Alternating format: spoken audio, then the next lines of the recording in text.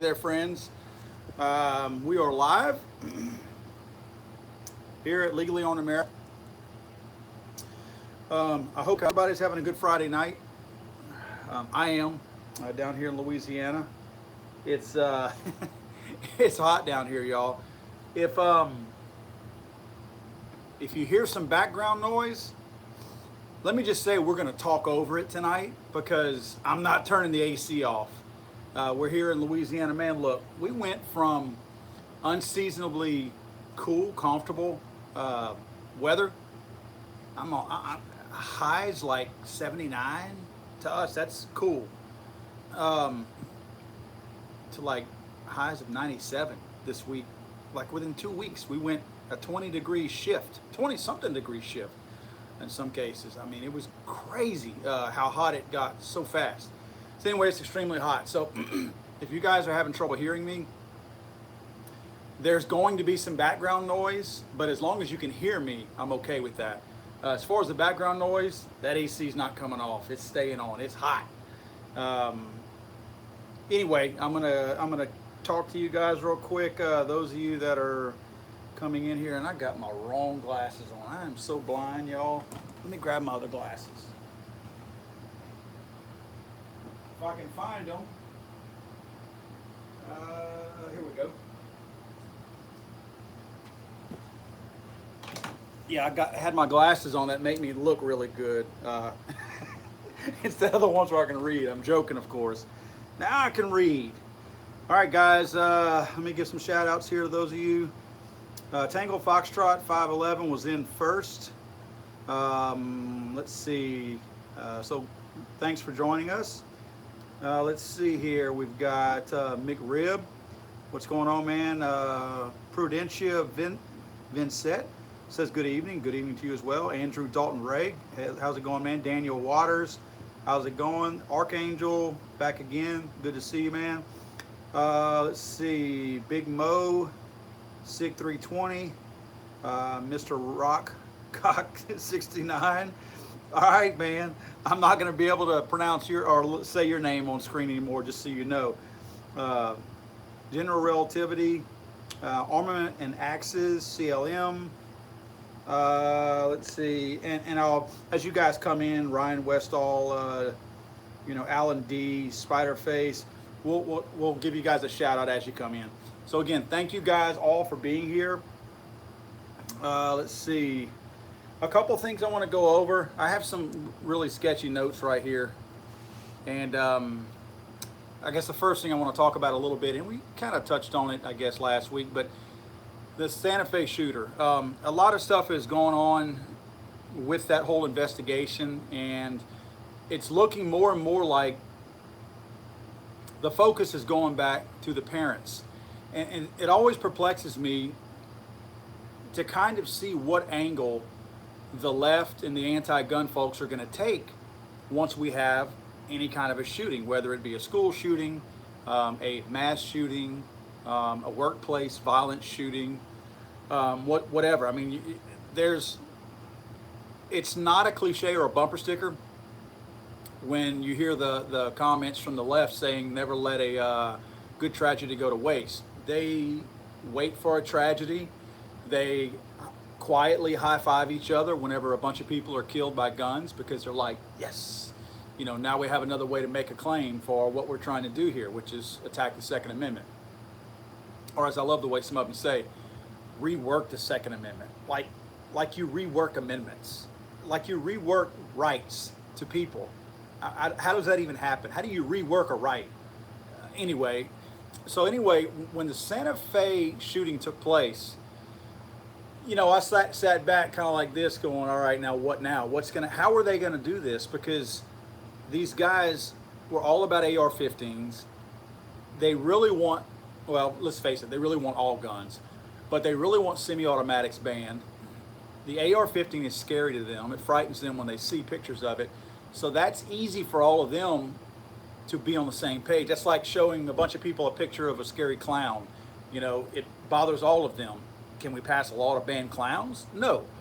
But they think they can pass a law to ban a constitutional right.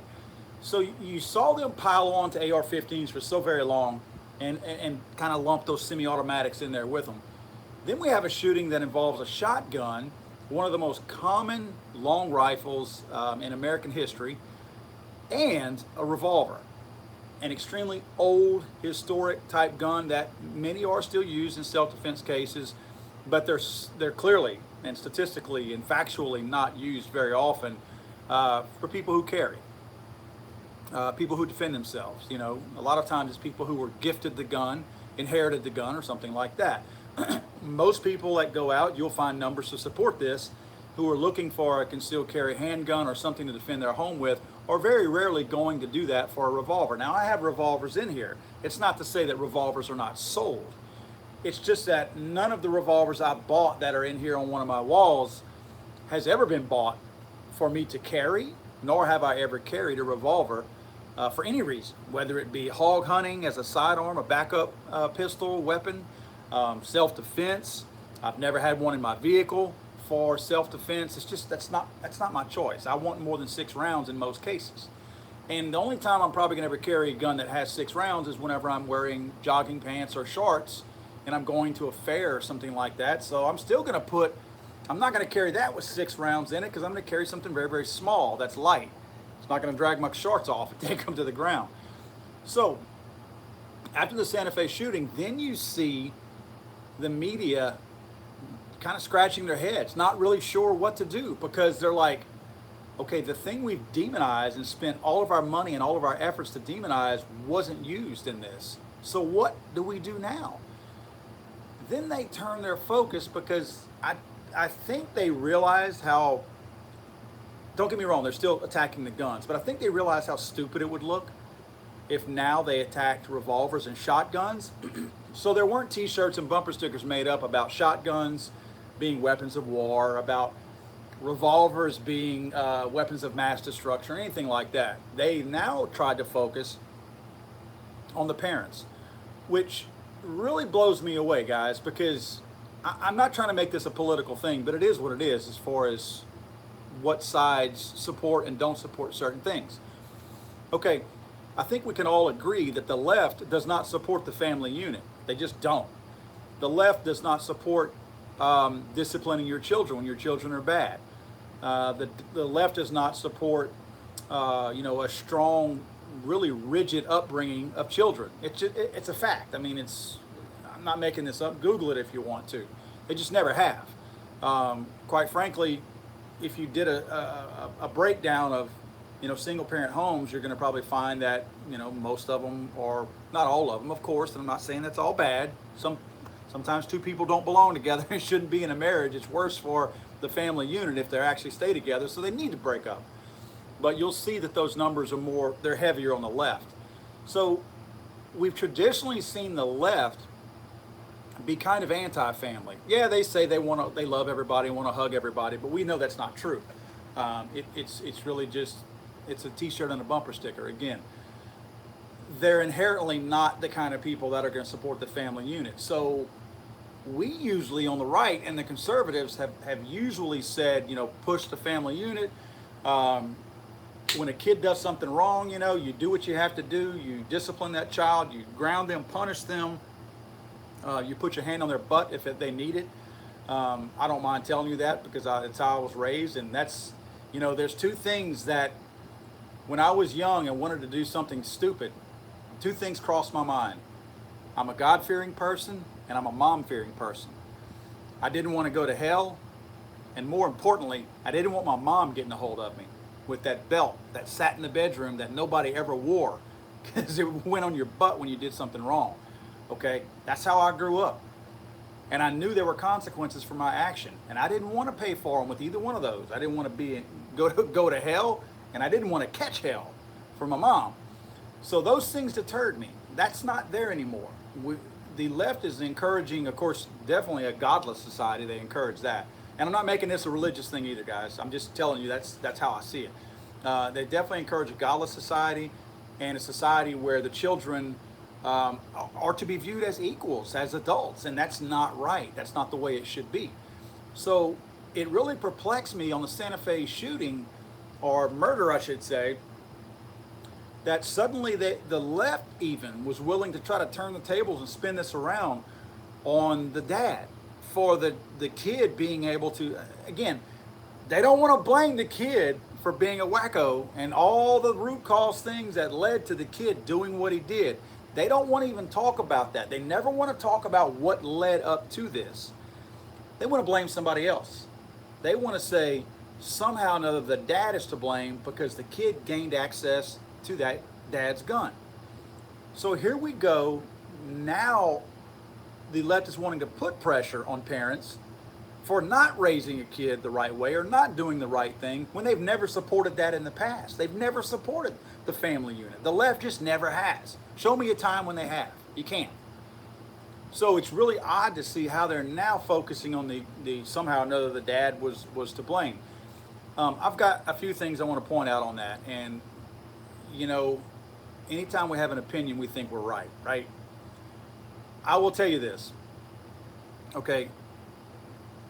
I said this in one of my videos that I put out this past week about the Santa Fe shooting, and I'm going to say it again. When we talk about safe storage of our firearms around the home, safe storage of a firearm does not mean the same thing for a 9-year-old and for a 17-year-old. It's two totally different approaches. Safe storage for a 9-year-old in most cases is going to be because the 9-year-old still doesn't quite understand or respect the firearm. You want to protect them from themselves, and you want to protect them from their friends who might come over and stumble across that firearm. Maybe they're playing hide and seek or something like that. I mean, I remember finding my dad's loaded .357 next to the bed. That's how I found it. I wasn't digging in his room. We were playing hide and seek when I was a kid, probably 8 or 9 years old. But that's what safe gun storage means to me when I have a 9-year-old in the house. Okay, if I have a 17-year-old in the house, I'm going to treat that 17-year-old like I was treated whenever I was 17. Nothing was locked up in my house. You know why? I wasn't a mass murderer. I wasn't a killer. I was raised right. I respected the guns. So my parents didn't see the reason for me to put it up, for them to put it up. Now, why is that different from me being 9 years old and if that gun would be locked up? It's because at 9 years old, a kid, again, can stumble across a gun, and if they're not being properly trained as young people to grow up and respect those guns, then it needs to be locked up. It needs to be away from them. Again, their friends coming over may not be raised the same way. Even if your 9-year-old certainly respects the gun and knows it's off limits, don't touch it, don't play with it, don't show it to your friends, nothing. That's not to say that one of their friends is not going to see that and they have that mystique about a gun. Now suddenly they realize, man, I've never held a gun before. You know, mom and dad have always kept me away from one, or maybe their parents don't have guns at their house. So now they feel the need to go grab that gun. So now you have an untrained, and I say untrained, I'm talking about from a safety standpoint, you have an untrained 9-year-old that accidentally, or I shouldn't say accidentally, they purposely go look for that gun or they get that gun, but they don't know what it's capable of. They don't know the safety features of it. They don't know by looking at a gun if it's, you know, say if it's a 1911, they don't know if it's, you know, cocked and locked. They don't know if it's cocked. They don't know if there's one in the chamber or not. They don't know how to look at those things. What's the first thing they're usually going to do? Point it and pull the trigger. Because that's what they see. That's what they see guns on TV and movies and all that. They see that this is how you hold a gun and this is the next thing you do. You automatically pull the trigger. They're not inspecting the chamber and things like that. So it's very, very dangerous when we have an uneducated, and I don't mean this in an ugly way, but an ignorant child handling a gun, because it makes it extremely dangerous. Worse, what do? Look down the barrel in some cases, you know? So I'm locking a gun up from a 9-year-old because I don't want him accidentally shooting himself or somebody else, okay? That's why I'm locking a gun and keeping it away from a 9-year-old. That 17-year-old is totally different. If the 17-year-old wants to get into that gun case, that gun safe or whatever, even if it's one of these massive gun safes that it would take a grinder and, you know, drills and all that to get into, if a 17-year-old has already made up his mind to murder somebody like this kid in Santa Fe did, He's not going to go to that safe and go, up, it's locked. No murder today. No, that's not what's going to happen. This kid has already been brought to that point. He's already made up his mind that he's going to murder people. He's looking for a weapon to carry out his murder now. He's not expecting the weapon to be the reason why he does or does not carry out a murder. He's going to murder somebody. That's his intent. So he's going to find a way to do that. 17-year-olds are not, they say stupid things, but not totally stupid. A 17-year-old can very much get into a safe, let alone if it's a bedside safe. The bedside safe that I have next to my bed is no bigger than this, and it's got a biometric keypad on it where I press a button, put my fingerprint on it, and then it opens up. Look, it'd take every bit of 5 minutes for somebody with a crowbar to get into that thing. I mean, it's a deterrent is what it is. My 9-year-old will never get into that gun case, but a 17-year-old, they'll make quick work of that. Heck, they could back a car over it, probably bust the thing right open. 9-year-olds and 17-year-olds are totally different when we talk about guns. That 17-year-old should not need to have a safe to keep him from getting into that gun. That 17-year-old should either have his butt whipped or he should be in jail. A parent should be able to see the things that are happening to that child to where they get to the point where they would resort to murder for whatever reason, unless the parent is part of the problem. Is the parent allowing him or helping him to be over-medicated? Is the parent abusive? The parent could be abusive. In many cases, you'll find that out because usually the parent's the first one to get killed whenever that kid goes on his murder rampage. My point in all this is that when we start talking about locking guns up, yes, there are a lot of accidental shootings in the United States. Every year there's lots of them. I don't have the numbers right here in front of me, and I apologize to not have that because I knew I was going to talk about this, but I didn't pull those numbers up. I probably should have. There's a lot of children, let's say 10 or under, give them the benefit of the doubt on the age. There's a lot of children out there that do accidentally shoot their playmates or a sibling or something like that. They take guns to school because they look cool and they seem cool, and either them or somebody else gets one out of the backpack and either falls and hits the ground and shoots somebody, or somebody pulls a trigger and it shoots somebody. It happens all the time. That's the kind of things that I really encourage people to lock their guns up for. In my house, I have a special needs son. That's why I do it. If my son was neurotypical and didn't have the problems he has, I probably wouldn't lock my guns up, because by now, at 9 years old, my son would have already learned the respect of a gun. By 9, I respected guns.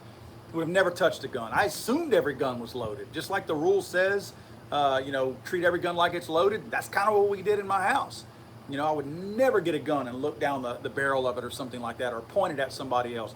Even to this day, if you take the bolt out of a gun and aim it at me, it just gives me a funny feeling. I don't like a gun barrel, a muzzle aimed at me for whatever reason. And again, it can be just the barrel itself. It's just an awkward feeling. I don't like guns being aimed at me. I grew up like that. I grew up totally respecting. Look, call it what you want. I grew up scared of guns. In other words, scared of what they could do. I respected them. I handled them. I hunted my whole life. We target practiced, all that. I wasn't scared to handle a gun. I was scared of what they could do because I had seen what they could do. It only takes you one good hunting trip for you to see what that gun can do to wildlife and realize, holy crap, that could do the same thing to me. So you don't get careless around guns at that point. So again, I do encourage people with young kids around the house to lock their guns up. You know what? If nothing else, it's a second layer of safety. Even if you're teaching your kids to be responsible, you get to a point where you know that your kids are responsible. You know what I mean? They may be 12, 13 years old. Some of you out there, I'm sure, have 7-year-olds that are totally responsible now, and that's awesome. That's great that you have that. I don't have that luxury, so I really don't know what that time frame is. I only have one child, and I don't know what that age is when you feel like, okay, my kid has it. I don't have to keep beating that whole safety issue into him. He's got it. He's got it now. So that's my thing. I mean, you guys, I think it's a parent's choice, and a parent needs to do what he feels like is comfortable, he or she feels like is comfortable when raising their kids. If you keep them in a safe all the time, that's fine too. My only thing is, for one thing, the government does not need to get involved. I don't want the government involved in any more of my business in any kind of way, but especially when it comes to firearms. I don't want them having a say-so in anything, because as soon as you give them that inch, they're going to take a mile. I don't want the government mandating safes or anything like that. But watch, it's coming. Legislation is going to come for that. But I don't want them involved in that. But when you get it to a point where you're dealing with a 17-year-old, again, guys, I'm telling you, no safe is going to matter. No safe is going to matter. Either the kid has figured out somehow by looking over your shoulder, videotaping, whatever, figures out what the combination to a big safe is, or they break into it, they cut the hinges off, whatever, you know. I mean, there's a way to get in. Every single safe can be broken into. They don't make a safe that can't be broken into.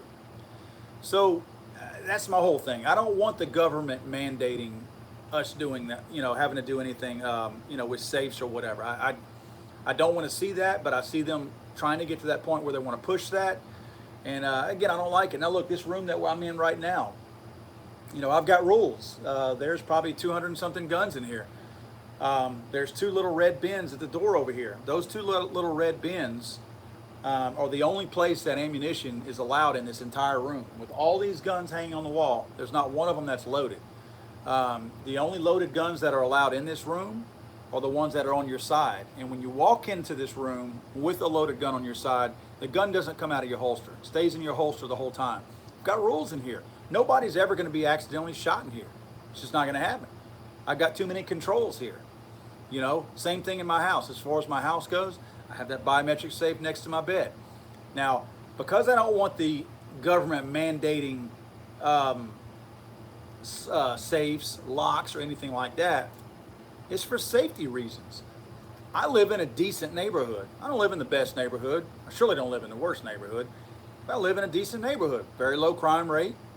Very odd, you know, unusual chance of something happening, somebody kicking my door in, crawling through my window, or anything like that. So if something goes bump in the night, I have time to reach next to my bed, hit that biometric safe, and pop that thing open.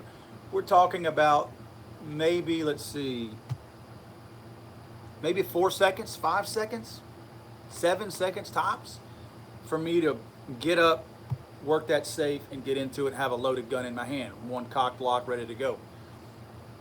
Look, guys, I'm reasonable enough to understand that there are people that live in really bad neighborhoods, apartment complexes, you know, just places that are not safe.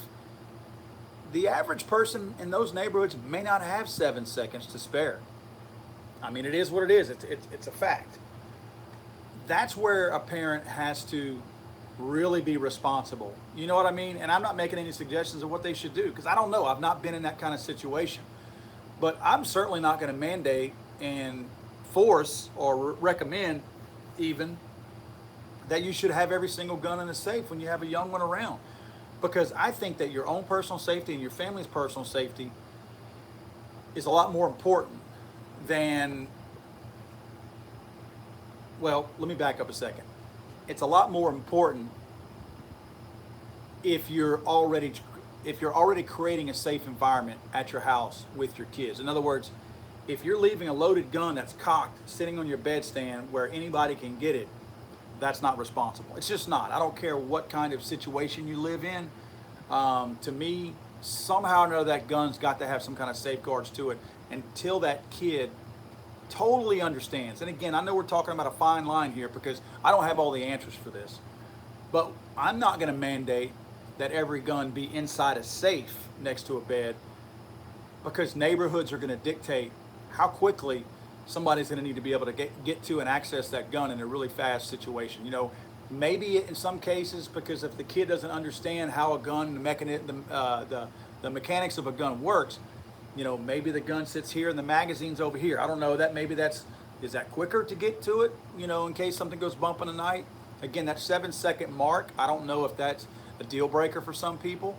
Again, I think it's extremely irresponsible just to leave a gun laying out that's loaded and ready to roll, sitting on their bedstand, even stuck underneath the mattress. You know, if the kid hasn't been taught and you don't feel like he has that gun safety already instilled in him, I don't think that's responsible, because what's going to happen, you know, What if the kid starts to play with that gun? Now, I know some people who have lived in bad neighborhoods, and they've explained this to me, that at night, their kid sleeps in their bedroom. The kid's old enough to where it doesn't come in the bedroom at night, and the gun comes out at night. You know, during the day, whenever I guess everybody's more aware, more awake, the gun goes in hiding, so to speak. I'm not going to say where, but it does go into hiding to where the kids don't know where it is. You know, my whole thing is, it's not a one size fits all. It's really not, because what works for me is not going to work for everybody else. And I'm not naive enough to sit here and act like my situation, everybody else is dealing with the exact same situation. Some people have it a whole lot better than I do. Some people have it a whole lot worse than I do. So, and there's a lot of people who do it just like I do. So again, I think that it's going to be important for us to fight off any kind of measures, no matter how good they sound, that the government is going to try to start forcing us to use gun safes for, you know, improper gun safes. Some states are already doing it. Some states already mandate that you, I think, is it New York or New Jersey already has one where the heck, even when it's locked up, the gun and the ammunition can't be together. So you can't even lock a loaded gun up in one of these states. I think it's New York. So that's bad enough. Washington, D.C. may have some of the other crazy laws. So there's some crazy laws already out there. I don't want the federal government trying to get involved and starting to pass some federal legislation that now mandates that all of us have a gun locked up. And yeah, I know what you're thinking. Well, you can't prove that I have mine locked up or not, so what difference does it make? Well, it makes a difference. You know, what if you have a domestic disturbance at your house one night and cops come over? You know, I mean, I know I'm reaching here, but this happens. You know, what if you have a burglary at your house and you invite the cops over and you forget to put your gun up? You know, that would give them grounds to give you a ticket, arrest you, whatever the you know, the penalty was for doing that. There's too many what ifs involved to just flippantly say, I don't care about that law, whatever. Let the government pass a law to mandate gun safes. I'm just not going to lock mine up. You'd be surprised. You'd be surprised. I mean, what if your mom or dad has a heart attack and they left their gun out, and the ambulance drivers, first responders get there? You know, a sheriff's department or whatever is going to go in there also. When my mom passed away, ambulances got there first, and the sheriff's deputies and all that went inside.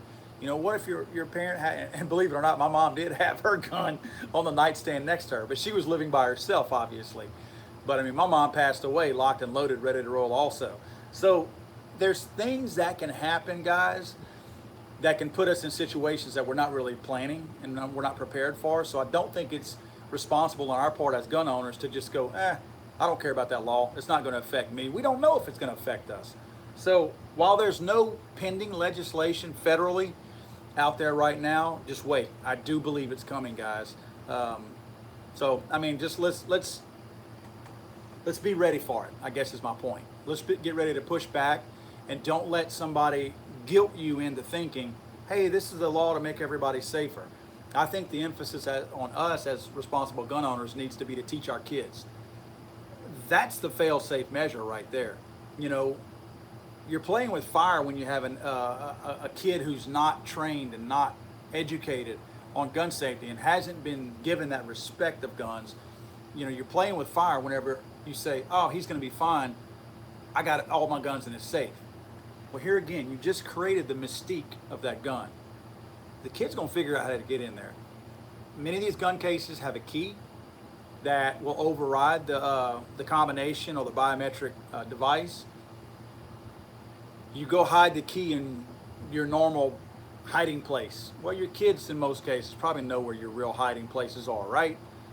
So you've got your key in there. Oh, this is the key to daddy's safe. They go in there, they play it. Now, because you've kept them away from the gun and never really instilled real gun safety in them, now they're curious about guns because you don't let them handle them. You don't let them shoot them. You don't let them earn the respect that they need to have for those guns. So what do? As soon as they find that special key of yours, they get into the safe to take the gun out, and they start playing with it, and they start looking at it like they see on TV, like they see dad shooting at the gun range.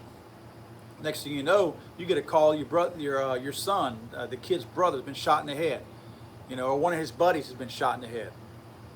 So we definitely have a responsibility as gun owners, and I think it starts with teaching that gun safety and that responsibility. Once you've got that instilled, you got the whole safety part whipped. Safe or not, that doesn't make a difference at that point. Once that kid knows mentally and in his mind what he is or isn't supposed to do and has that ultimate respect for that firearm, he's not going to touch it. You could lay it on the kitchen table every single day with it cocked and ready to roll. That kid's not going to look at it, doesn't care. Because you've taught him all these things. You've instilled that in that kid. So no safe is going to matter at that point. So if you're going to make a choice between a safe being the be-all, end-all that makes my family safe, or gun safety education being the end-all that prevents somebody from getting accidentally shot in my home, that education is where it's at. Because you can have the safe and still have an accidental discharge or accidental death in your family. You can instill that respect on a firearm and that will never happen. Will not happen. Now again, the other issue is the 17-year-old kid that has a mental issue, that has been bullied, over-medicated, mistreated by the parents. You know, a whole slew of things like that. That's different. We as parents have got to condition ourselves to be able to recognize that. You know, you hear a lot of people say, you know, they didn't see this coming. You know, so many people think, oh, that would never happen to my kid. You know, we've got to be realistic sometimes and realize that maybe in some cases, it's not just how you raise that child. And even though you're doing a fantastic and awesome job of raising that kid, maybe, just maybe, there's other factors. Maybe at school, the kids might be picking on this kid, you know, bullying that kid. And the kid, your kid, is too ashamed or embarrassed of it to come home and tell you. So that all just stays pent up inside. You know, maybe they discover drugs and they're coming down, you know, on their drugs, and they're in a massive state of depression, and all that pressure and pain of being bullied is on top of them also. And they've just had enough and they snap. You know, somebody says that one thing to them and they snap. They decide they want to go on a killing spree or whatever. My point is, I think we as parents have got to be able to recognize all those signs. You know, we can't have our heads buried in our smart devices all the time and ignoring what's going on around us with our kids and all that, because we've got to be able to pick up on those little signs that something's just not right today with Billy over here. You know, something's just not right. And pull him aside and get to know him, and, you know, more than you already do. And just pick his brain. You know, maybe ask, instead of pointed specific questions, maybe ask just random questions about their day and all that. See what kind of answers they have. You know, talking to your kids is not that tough of a thing. And talking to your kids is not that much of a new idea. It seems like it to some parents out there because they spend more time texting and emailing their kids and nobody sits down to eat together. You know, I'm going to tell you, I'm no better than anybody else, but it was just me and my wife and my 9-year-old special needs child. We still sit down at the dinner table every night. It may be an informal dinner, might be pizza night, might be something like that. But we don't each grab a plate and go separate directions, go watch television or whatever. We sit at the exact same table in my kitchen. We have our exact same spots that we sit at. Now, we might eat fast because we got something else to do, and we got some other commitments. I may have emails I got to send out. I may have video that I got to work on or something like that. So I might eat fast and be quick to get away from the table, but I sit down at that table. I don't grab my plate of food and go run off and eat my food somewhere. Again, I'm not saying my way is better than yours if you don't do that, so I'm not belittling you. Because believe me, growing up in my house, we didn't always sit down at the table to eat together. In fact, us kids sat at a table in the den and we ate dinner while mom and dad ate in the other room watching television or whatever. So we very rarely, unless it was a special occasion, ate as a whole family. I do that now. And you know what? If my kid was a neurotypical child, I believe I would pick up on some things. I believe if, you know, all of a sudden he was in a totally depressed mood all the time, or, you know, gave me one-word answers. I know a lot of that's part of being a teenager and all that. You know, sometimes between hormones and puberty and all that other kind of stuff, things change. So I get all that.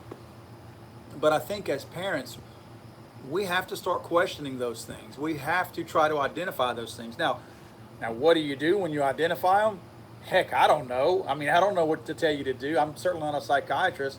But the kid in Santa Fe, that's probably a really good question. You know, if he got to that point where he felt like it was time to go kill people, what could his parents have done? You know what I mean? If they would have suspected, again, nobody's ever going to suspect my kid's next move is to go shoot kids at school. Nobody can anticipate that. I'm sorry, nobody can. Even the kid in Parkland, I really doubt. Well, I don't know. Maybe they could have picked that because it seemed like he was pretty identifiable. Heck, he even said he was going to do it, right? So yeah, I guess that one you could have. But the kid in Santa Fe, He had never said those things other than the shirt born to kill or whatever. You know what? Sometimes shirts like that don't mean that a kid wants to go out and kill. Look, sometimes it's because the kid is getting bullied and he's trying to put on that tough guy facade on his social media posts or whatever to show the kids that are bullying him that, hey, there's a tough side to me. You know what I mean? That there's a side to me you don't want to mess with. Sometimes it's an act. Sometimes it's these kids just trying to show the other ones that are harassing him that, look, I'm not the guy you want to mess with. And maybe it works sometimes. So if I saw a kid that had a shirt that said born to kill, I'm not going to assume that kid is a killer. I'm just not going to, or a future killer. Look, that shirt was made by somebody. Somebody manufactured that shirt. I'm sure there's more than one shirts out there that say born to kill on it. It doesn't mean that kid is that every single person who bought one of those shirts is a mass killer. Heck, I would be willing to bet that in many cases it might be a guy going in the military. You know what I mean? A real gung-ho kid going in the military. So my point is, just because a kid is wearing a born to kill shirt does not mean that kid is going to go shoot up a school. So that can't be your only defining sign to say, oh, I have a school shooter in my house. So again, I by all means don't have all the answers, but I think that the biggest thing we have to do is be on the lookout for these things. We have to look for these signals. We have to look for signs, strange behavior. And again, please don't ask me what do I do whenever I see those things, because I don't know what to tell you. I don't know what I would do. If I got a really funny feeling that my kid was getting to that point on the verge of doing something that is unspeakable, I don't know what I would do. It seems like as a parent, if you intervene, the kids push you even farther apart or farther away. Maybe they run out of the house, they storm out of the house mad, maybe they attack you, maybe they listen to you. I don't know. I think all that has to do with how we're raising our kids, and have you developed that relationship between you and that kid to where they're comfortable coming to you? I think that's probably the most important thing. Have we as parents established that relationship with that kid to where they're comfortable coming to us about things that are making them uneasy and not feel good about things or making them uncomfortable? Maybe we start at a very early age talking to these kids about bullying, saying, look, there's a very good chance you're going to get bullied. First time you are, come tell me. Now, as I've said in some of my videos, unfortunately, I feel like adults are part of the problem too, because I remember seeing, and I remember how awkward it was for me in school to see this. Made it even worse whenever I got older and realized what I had actually seen. It kind of made me sick. But I watched teachers, I watched adults in school. I can remember one instance in particular where this kind of geeky, not really even geeky, he wasn't even like a nerd. He was just kind of an outcast kid, kind of a weird kid, one that nobody really liked. He was just different. And I remember the kid, and I didn't have any problems with him, but I wasn't the most normal kid either. But I remember watching him get bullied, not punched or beat up or anything like that, but little stuff, throwing spitballs at him and doing things like that. And I remember watching the teacher, like out the top of their glasses, kind of looking like this, seeing it, watching what was going on. But it was a class that I was in, and I remember the teacher didn't like the kid either. The kid and the teacher never got along. And I remember watching more than once that teacher allowed that kid to get bullied and never said anything, never intervened. There were occasionally where you would catch the teacher would just have enough of it and go, come on guys, leave so-and-so alone. But it was a dismissive comment. It wasn't, hey guys, don't mess with him. It was like, all right, I've had enough, guys. All right, I've let y'all bully him for long enough. That's enough. Y'all quit. Like it was almost a chore for that teacher to even have to intervene at that point. They didn't do it because they wanted to. They do it because they needed to. So adults and teachers, man, they play a role in it too. They just do. They need to squash and stomp out any of that bullying right off the bat. Look, the bullying that happens today there's not even a comparison of what we dealt with back in our days. Back in our day, you could get bullied, and by the time you either got in your parents' car to go home or got off the school bus, the bullying was behind you. You know what I mean? You were home now. You could go do your thing. You were in your, I hate to say it, safe space. That was your place now. You were away from school. You didn't have to worry about anything till you got back on that bus the next day, or you walked through the doors of that school the next day. It's not like that now. you never get away from it. It's 24/7. You can get bullied way worse on social media than you could ever dream of at school. So I mean, it's nonstop for these kids now. It's the challenges that they face now. I wouldn't want to be a kid now. I'd probably be in jail right now if I were a kid. You know what I mean? I mean, if I were a teenager. I didn't have the greatest temper growing up. I've learned to be a little more patient now. But I feel for these kids, man. I mean, they put up with so much. It's gotten to be cool to jack with these kids. They always want to outdo each other, so they're always looking to out embarrass the next kid. Tommy embarrassed Billy over there, so I'm going to try to one up him and embarrass his kid even worse. So they pull out their mobile device or their phone, they videotape them harassing or bullying the kid, post it on social media. By the time the kid gets off his bus and gets to school, there's 200,000 likes already on a video of somebody getting bullied and jacked with. You know what I mean? How demoralizing and embarrassing is that? Now you got to show up the next day to school, and every single kid in there has seen it, commented it, liked the video, and all that. So, man, it's some crazy times we're living in with what these kids are having to deal with. I think because we didn't deal with the exact same things that they deal with now, it's kind of hard for us to put ourselves in their shoes sometimes. I think we're getting to that point where we're having the younger parents out now that have dealt with that whole social media bullying and all that are raising their own kids now. So, the technology was so new that that wasn't an issue with me. But now we're getting new parents that are they're cognizant of what has happened to them when they were, in school and had social media and all that. And maybe they can recognize a little better than we can. I probably wouldn't recognize social media bullying. I think it's important that, first of all, a 7-year-old shouldn't have a Facebook account. I'm sorry. That makes me sound like a prude. I'm a prude. I don't think a 7, 8, 9, 10-year-old kid needs to have a freaking Facebook account. I don't think they need to be on social media. I don't think they need to have any of those accounts. A Snapchat, Facebook, not even a YouTube account.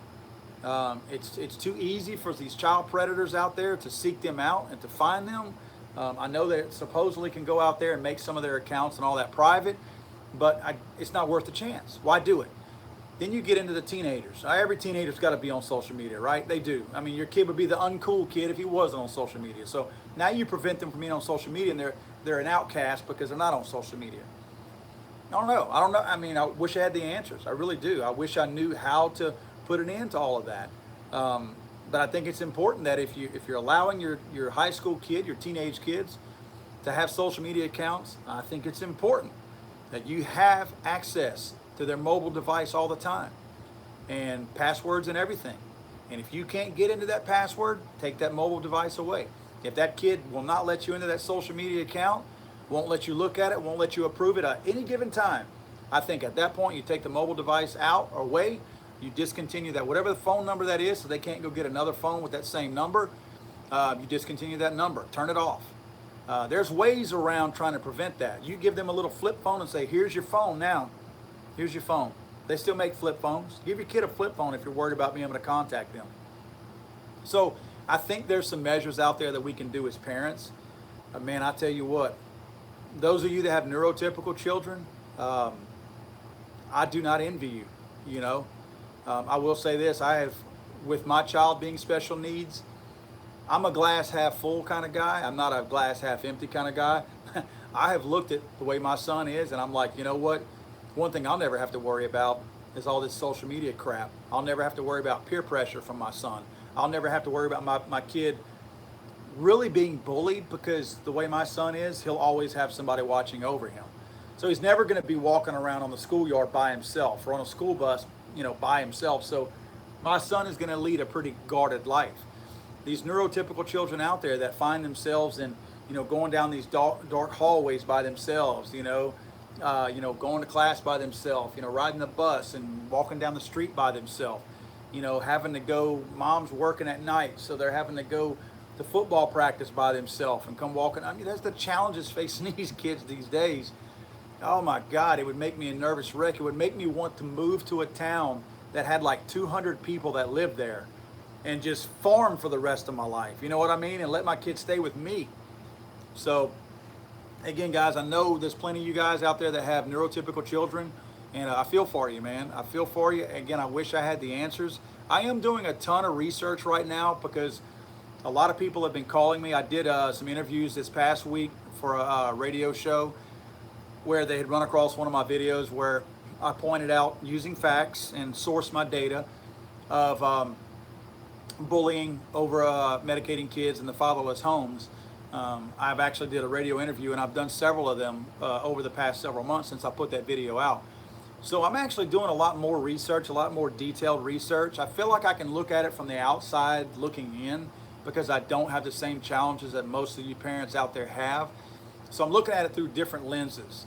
So I'm trying to do a lot of research and try to, get myself a little more educated on the bullying, I guess the psychological aspect of bullying, so that, look, we can make a difference somehow. I'm not trying to save the world, but if nobody else that keeps talking about this common sense gun control or gun measures, if nobody on the left really is trying to find the root causes, which starts with the kids having a warped mind that allows them to go on and at some point find a gun and then kill people. They didn't kill people because they were looking for a gun to kill people. They already made up their mind they wanted to kill somebody.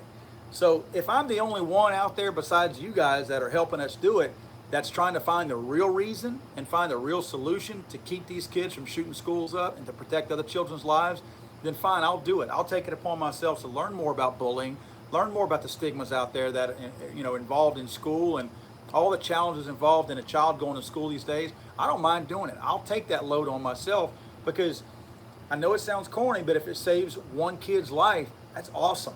That's awesome. I mean, if one parent can identify that child because of something we did, that's great. That is awesome. So I'm looking to do that. I'm working pretty hard at it right now and trying to really do a ton of research, trying to talk to some professionals out there, some psychiatrists and people that understand how the mind works a little bit better, to get input from different people so that we can try to, again, make a difference and not focus on a gun. I want to prevent that mind from ever getting to a point to where it feels like, okay, now I need to go find a gun to kill people. I want to prevent it from ever getting to that point. The left, they're stupid. They're stupid, okay?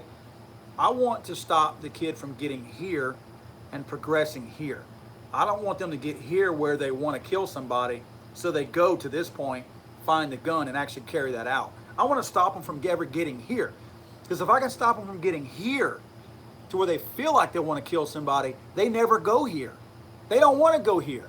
There could be a table full of loaded guns right in front of them, and they're not going to go to it because I stopped them back here, or we stopped them back here. You see what I mean? The left is trying to go here. They're ignoring everything that happens before that. They're ignoring all of this. I'm trying to ignore what happens here because I want to stop it up here, way in front of that gun. That gun should never become an issue. I don't ever want a gun to be the reason why somebody, the gun is never the reason why, but I don't ever want it to end up being the tool that somebody seeks out, because I want to stop them from seeking that out. That's what our responsibility should be. As responsible human beings, not responsible gun owners, we should be trying to keep somebody from ever getting to the point where they look for a gun to carry something out. Why does that seem so common sense to me? I mean, seriously, when I say stuff like that, I'm like, duh, all of us feel that way. But some people think that you're speaking like a freaking genius because you're talking like that. I'm like, wait a minute. Shouldn't we all be thinking like that? Who is stupid enough to think that the gun is the problem? And then you turn on the TV and there it is. There's the person who's stupid enough to think that. It's mind-boggling to me how little common sense anti-gun people have. I get that's a political issue. I get that so many of them are attacking guns just because that's what they have to do. They're getting paid to do it. That's their stance. The Nancy Pelosi's and the Dianne Feinsteins are telling them they have to act that way. They have to talk that way. So I get some of that pressure. But do they ever watch their own videos when they know better? Because some of them know that guns are not the reason. All Democrats are not stupid. They seem like it, but all Democrats are not stupid. So what goes through a Democrat or a liberal, let's say a liberal, or just an anti-gun person, what goes through their mind whenever they say, if we ban AR-15s, we will stop all school shootings? When they know that's not true, and they sit back and watch a video of themselves, do they ever look at it and go, God damn, I look stupid? You know what I mean? Oh man, I sound stupid. They've got to feel that way because they're not stupid. I would feel so stupid watching video of myself going up there. If we could just limit the capacity of a magazine, we would save kids' lives. If we would just make sure that there's no 30-round magazines that are ever allowed, only 10-round magazines, we will save millions of children's lives. I would look at that and go, oh my God, I look like a dumb ass. You know what I mean? So surely some of them watch videos and see comments and statements that they've made and think, God, nobody believed that. Nobody could have possibly believed that. That is a load of bull crap, and there's no way anybody bought that.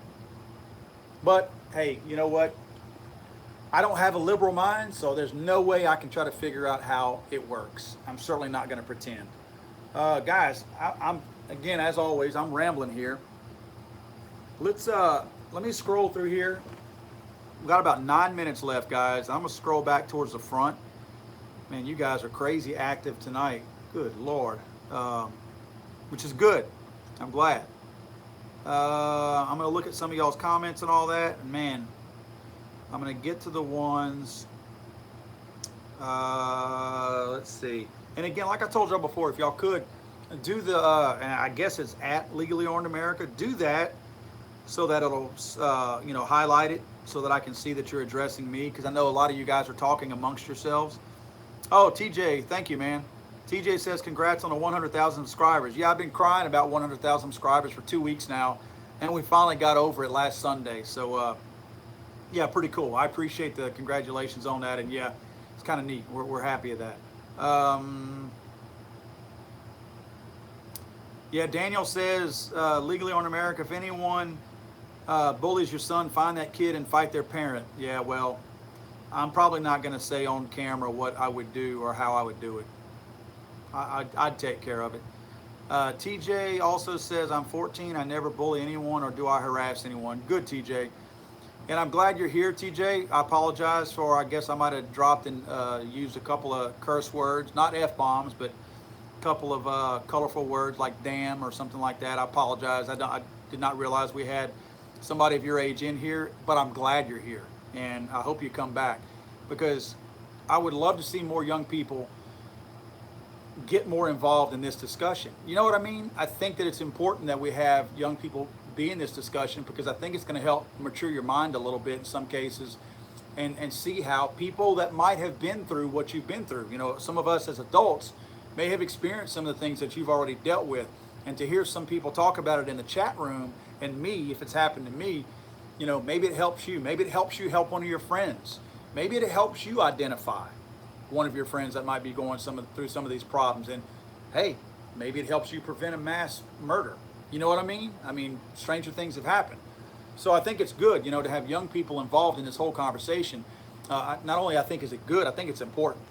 I think for us to not allow young people to be part of the conversation is not a good thing. I think the kids in Parkland who are getting paid saying all these stupid anti-gun things, that's not what I'm talking about. It's not their words that we're hearing. It's the people who are paying them, the people who are coaching them. That's whose words we're listening to. So I don't respect those kids' opinions at all, because I know it's not theirs. I would like to hear their voice, not somebody else's through them. But if we have somebody like TJ in here who's speaking up for himself, now I respect what you've got to say. But as soon as you start speaking for someone else who's telling you what to say, I lose all respect for you. I don't care if you're 14 or 40. It matters to me that you're speaking for yourself. Don't let anybody else change your mind, twist your mind, or talk you into anything. That goes for every age group. Let's see here, guys. And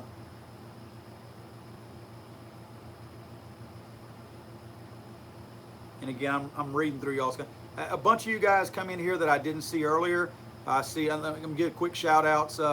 Citizen Soldier, Stefano Dog, Michael Davis, Richard Portello, Matthew Turner, Bob John, Andrew Dalton Ray, Thermo Redneck with a paycheck, Charles Driggers, Wayne Piazza, all guys that came in since I gave the shout out to the beginning of the hour. So I appreciate you guys hanging out with us and being here. Again, guys, I love it when you guys are this active. Last week I did a pretty cool thing. I didn't close the feed on my my iPad, and I was able to go back afterwards and I scrolled through all your stuff. If you guys want to hang around, I'm going to try to keep. I don't know how it works, but I think we might still be able to comment in here because I like to correspond with you guys. So I'm going to try to go back and answer questions and all that stuff after we're done here. And Ryan Westall asks, what is the best way to teach a child about a firearm?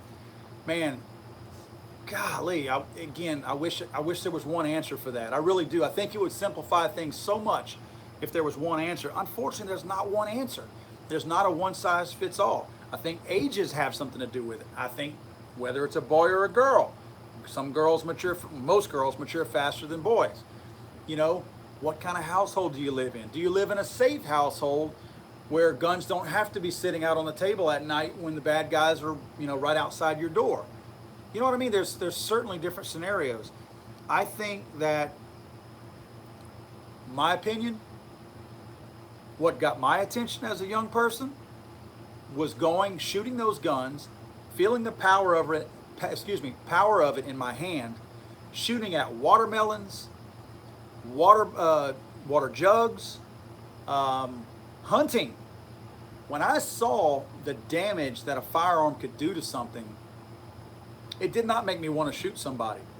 Now, I was raised right, so I didn't automatically want to hurt people. But I saw what the damage a gun could do. I think any normal person, when they see that, is going to be like, holy crap. Okay, that's not a toy. I do not need to be manhandling that thing and just playing with it and treating it like a toy, because it is not a toy and it will destroy what it shoots. I think that's the first step. You show them the damage that it can do. Show them responsibly, learn all the rules.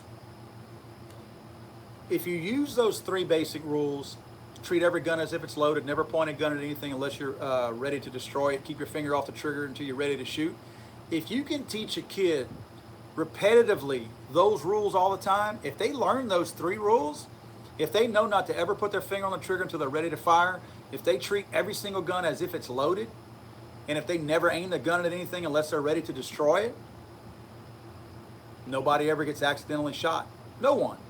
Nobody does. Just keeping their finger off the trigger until they're ready to shoot something does exactly that. But not pointing the gun. If the gun is never pointed at anything unless you want to destroy it, if it's always pointed in a safe direction, even if they do put their finger on the trigger and accidentally shoot, they're not killing anything. So I think the 3 rules of gun safety, along with experiencing what a gun really can do, I think that's a good starting point. And that's just my opinion, guys.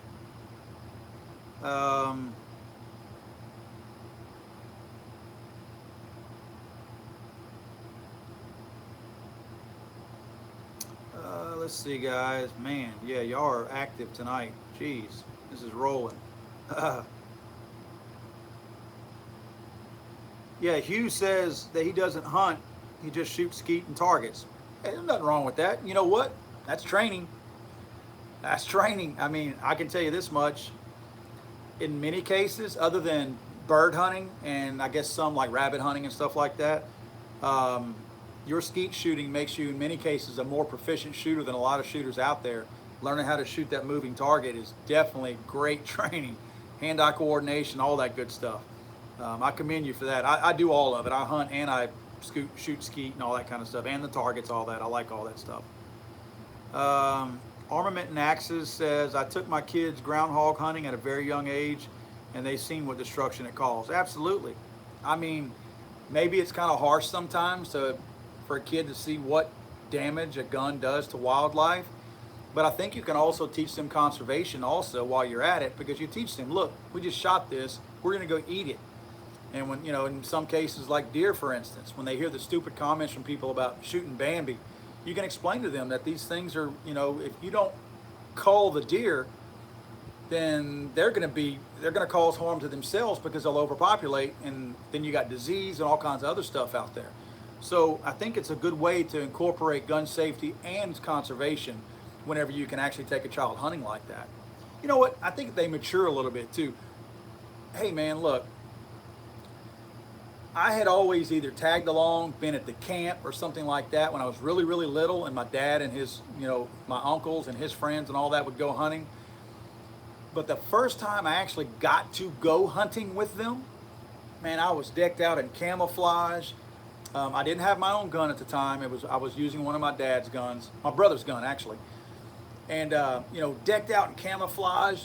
Dude, look, I felt like I had gone to that next level. I felt like I don't want to say entered into manhood because I was still pretty young, but I felt like I had matured. I felt like I had been accepted by my much older peers to now be with them. I also thought this, I literally thought this in my mind, that now they trusted me with a gun because my dad had really pushed that gun safety on me. I felt like, okay, now they trust being around me with a loaded gun because they're willing to turn their back on me with a loaded gun and know that I can handle that gun and I'm not going to do something stupid. And I didn't.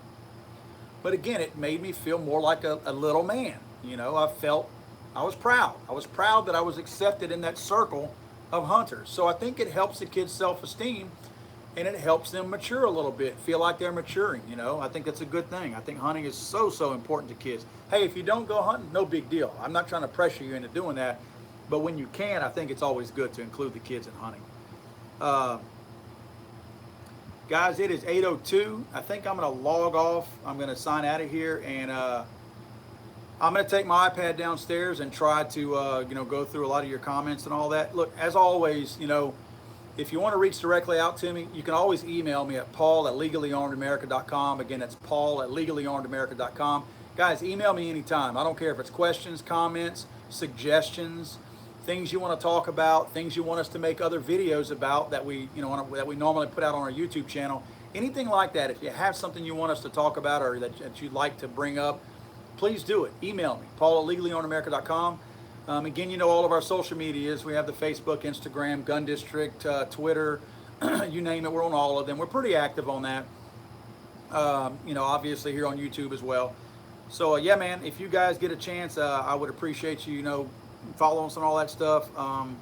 Send me whatever you got, and I'll be happy to look at it. I'm pretty responsive. I usually answer your emails also. So guys, I hope you have a good night. As I always try to say, and I mean this with all of my heart, if you're going somewhere tonight, please be careful. There's people drinking and driving. If you are drinking, please don't drive. Please let somebody else drive you. But above all, have a good time. Be safe. If you're going to the range this weekend, please be safe. We do not need any more fuel to give to the anti-gun people out there by having accidents at the gun range. So it's so very important, not only to our own families, but also to the gun community in general, to be safe at these gun ranges, and not be careless. To make sure that we always conduct ourselves with the most responsible nature that we possibly can. Guys, I've enjoyed it. I'm going to go ahead and sign out of here. I am going to again peruse through some of your comments and things like that. You guys have a great Friday night, and we will see you guys next week.